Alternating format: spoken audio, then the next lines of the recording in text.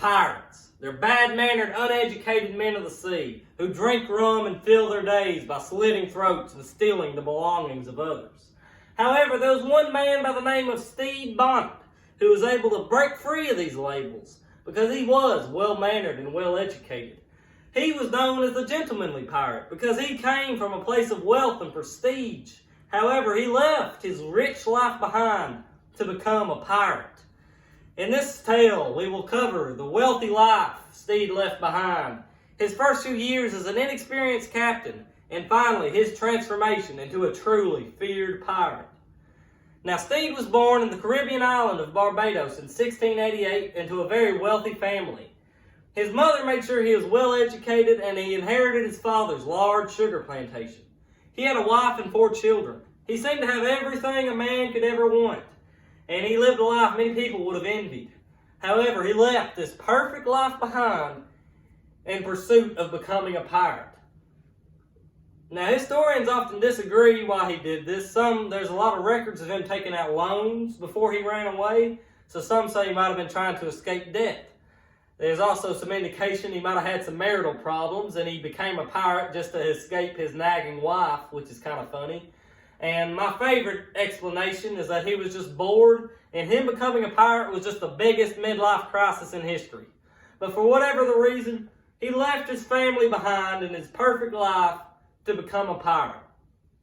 Now, Steve, he bought this huge boat and hired a crew of 70 men. Now, right off the bat, Steve already done something very odd, because most pirates, they steal their ships. And Steve purchased his legally. And another thing that's odd, it was his crew, the way he ran his crew.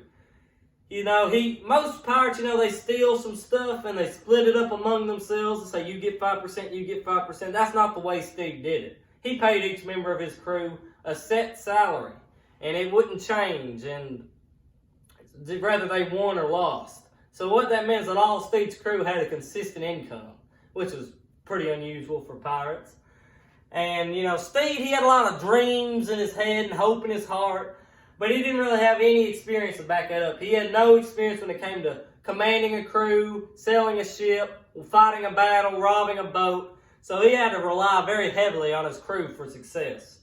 And they had some success. And Steve also had a big library on his boat. And he would, being the well-cultured, educated man he would read stories to his crew to pass the time, which is an odd thing. So Steve and his crew, they would rob some merchant ships. And it had a little bit of success in the beginning. And Steve would always make it a point to never harm the victims of his raids. So all these kind of traits combined kind of earned him the nickname of the gentlemanly pirate. He didn't do things like other pirates. He was very naive and very inexperienced. He didn't take it as serious as other pirates. But one day in a bar, he met a man named Blackbeard. Blackbeard himself. If you've never heard of Blackbeard, he's the most infamous pirate ever. He's tough and he's cruel and he's feared. He's pretty much the opposite of Steve Bonnet. And they get to talking, and Blackbeard, he kind of realizes that Steve has no idea what he's doing.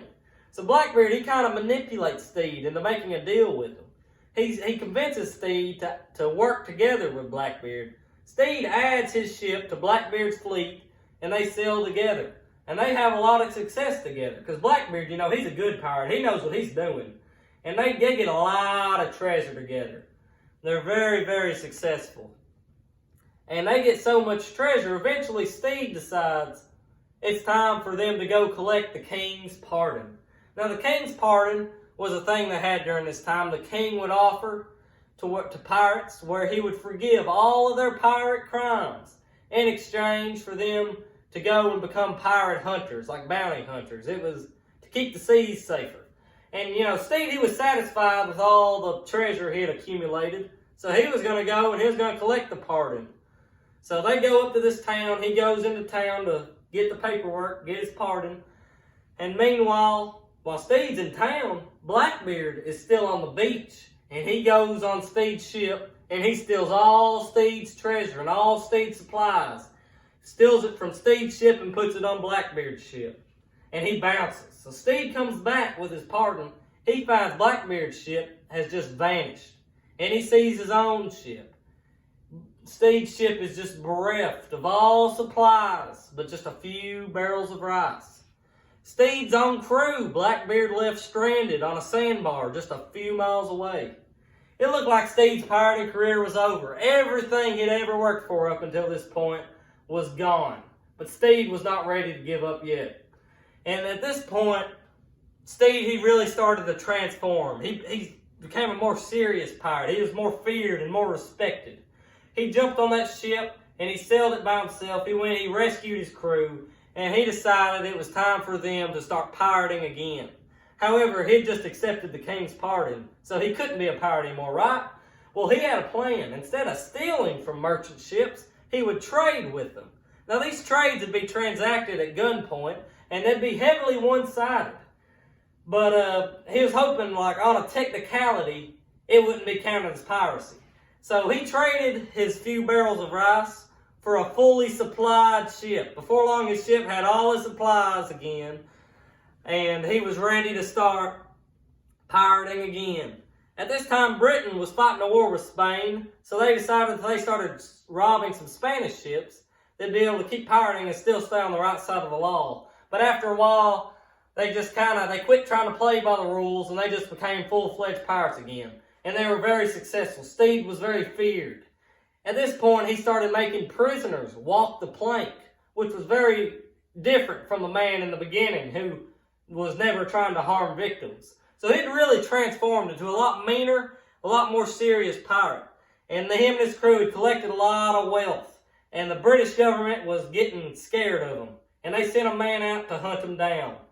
So they hunt him down. After this epic battle in the river, you know, there's a big shootout, big battle, and Steed and all his crew lose. And they're captured, arrested, and they're hanged for the high crime of piracy. All the while, Steed's family still has no idea where Steed is and what he's been doing. And that is where Steed's story is concluded.